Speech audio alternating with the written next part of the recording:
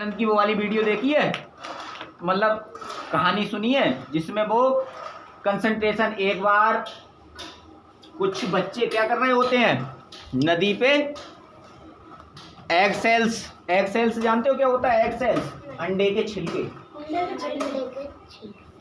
कहाँ जाते हैं वो? विदेश में घूमने के लिए।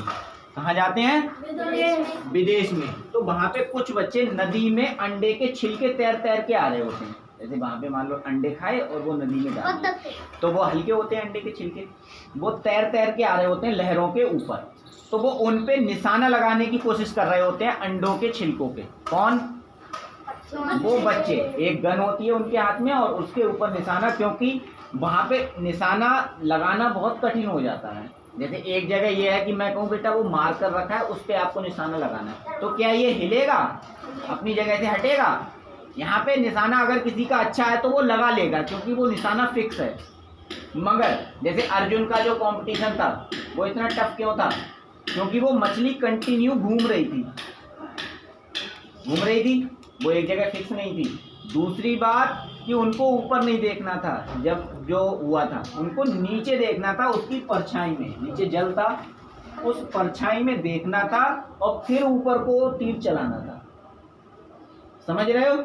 इसलिए वो इतना टफ था, जिसमें द्रौपदी उससे शादी हुई थी उनकी, वहां स्वयंवर से जीत के लाई थी। ऐसे ही तो वो अंडे के जो छिलके होते हैं वो हर बार हिल रहे होते हैं और लहरों में आ रहे होते हैं, तो उन पे निशाना लगा रहे थे और किसी पे भी निशाना नहीं लग रहा था। स्वामी विवेकानंद जी टहल रहे थे नदी के किनारे। उन्होंने जब ऐसा देखा ध्यान से, तो वो उन स्टूडेंट्स के पास गए जो क्या थे, बहुत काफ़ी समझदार थे, उनकी एज भी थी। क्योंकि जब वो मान लो गन से प्रैक्टिस कर रहे हैं तो इतना तो नहीं होगा कि बहुत छोटे हों। क्या तुम लोगों को कोई गन देगा प्रैक्टिस के लिए? ऐसे ही तब वो गए, उन्होंने उनसे गन ली और उन्होंने लगभग 12 से 14 बार ट्रिगर दबाया, 12 से 14 बार वो चलाया और हर बार निशाना उसी अंडे पे लगा जिसपे वो मारना चाह रहे थे, उसी छिलके पे, एग सेल पे। पहले लगाया उन्होंने, तो उन्होंने क्या कहा? उन्होंने कहा कि उसका एक बहुत बड़ा रीज़न ये था कि मैं इसमें हर बार निशाना लगा पाया, क्योंकि मेरे दिमाग में जब मैं निशाना लगा रहा था तो मेरे दिमाग में निशाने के सिवा कोई भी विचार नहीं था, केवल एक ही चीज पे फोकस था।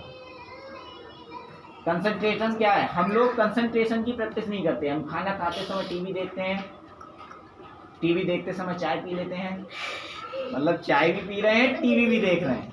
समझ रहे हो? अभी जैसे खाने के बारे में जो भावना हो रही, वो क्या हो रही कि हमारी भावना कैसी है, हमें पता ही नहीं होता। कई बार नमक कम होता है, हमें पता ही नहीं होता कि नमक कम है, क्योंकि हम टीवी देखते देखते खाना खाते हैं, मोबाइल देखते देखते खाना खाते हैं। तो अब क्या है, मान लो आप कॉमेडी देख रहे हो, आप देख रहे हो कॉमेडी, तो तुम्हारा ध्यान तो कॉमेडी में है, तुम हंस रहे हो, तुम्हारे माइंड में क्या घूम रहा है? वो बातें घूम रही हैं जो कॉमेडी में चल रही हैं, और तुम खा क्या रहे हो?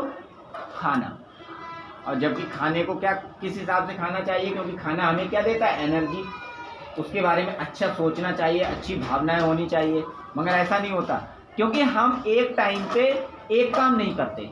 जब हम एक समय पे एक काम करते हैं उसको बोलते हैं एकाग्रता, मतलब एक पॉइंट पे फोकस करना एक समय में। जैसे वो है जो poem, work while you work, play while you. जब आप पढ़ रहे हो तो आपके दिमाग में अभी ये देख रहे हो, ये पढ़ रहे हैं और ये खेल रहे हैं। तो इधर बैठो, मेरी तरफ मुंह करके ऐसे, तुम उधर को मुंह करके बैठ जाती हो, सो रही हो, सो मत। तो क्या होती है?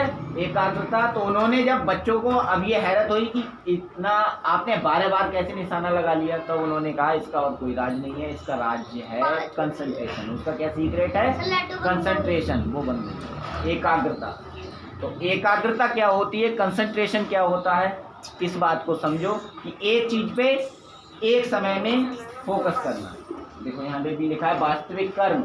वास्तविक कर्म का मतलब क्या है? एक समय में एक काम करना। कहाँ लिखा है बता किसी को? कहाँ लिखा है? वास्तविक कर्म। हाँ, वास्तविक कर्म क्या है? वास्तविक कर्म, रियल एक्शन क्या है? एक समय में एक ही काम करना। समझ रहे हो? तो ये होता है। अब कंसंट्रेशन को थोड़ा सा तुम इसमें भी समझ लो, ये क्या कह रहे हैं कंसंट्रेशन।